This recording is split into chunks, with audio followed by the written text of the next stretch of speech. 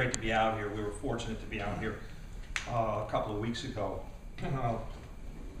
Just talk a little bit here about Josh Carter. Josh is our Gold Helmet Award winner. I mean, right now, as he's finished his season, he's first nationally in scoring.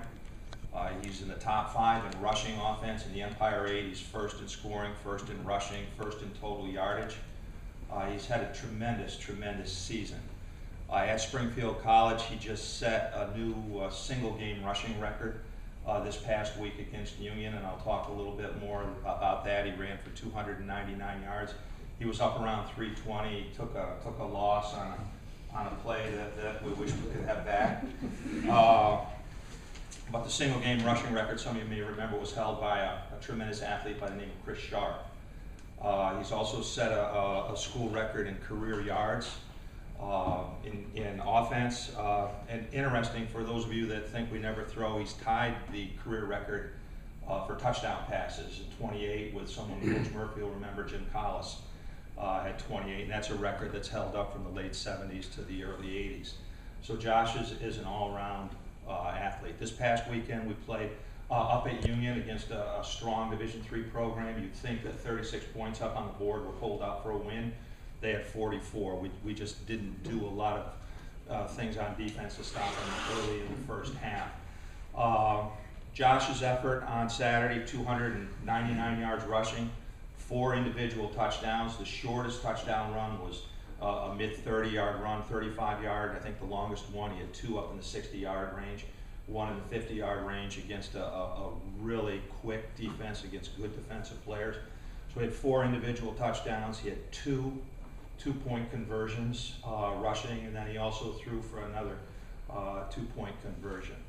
On top of all that, Josh has 10 games as an option quarterback. I mean, he's taken some lumps. Up at Utica the week before, he popped a bursa sack and had to come out of that game. So he didn't play pretty much in a half in that game, but we were able to get the swelling back down and get him back and pad that knee up so that he was able to go. His character is unquestionable. I mean, tremendous work ethic, outstanding young man, both on and off the field. He's had a great career at Springfield. Josh Carter, our Gold Helmet Award winner, and then when you're done, I'd like to just say a couple of things. All right, Josh. Thank you.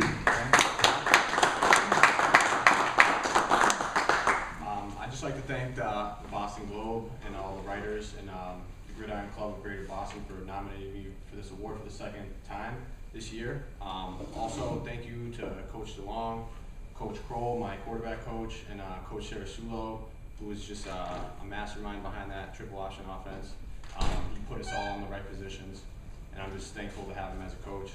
Also, my teammates, especially the offensive linemen, and particularly Sean Marr, who was just a beast. And when it was 4th and 2, we were running to the right behind him because he's just an unbelievable player. I'd like to thank my parents for all their support, and just congratulations to all the other athletes here for winning this award. Thank you. And I'd like to thank Steve Brzezinski, our SID, for coming out, and Coach Jameson Kroll, who has coached and has been Josh's positional coach all year. Certainly the writers. I mean, the core group of guys, and I've been going to this for a long time, the gold helmet, the banquet at the end, the guys who hold the function together. I mean, there's a lot of work that goes into holding it. It's such a tradition out here in New England. Their efforts are greatly appreciated.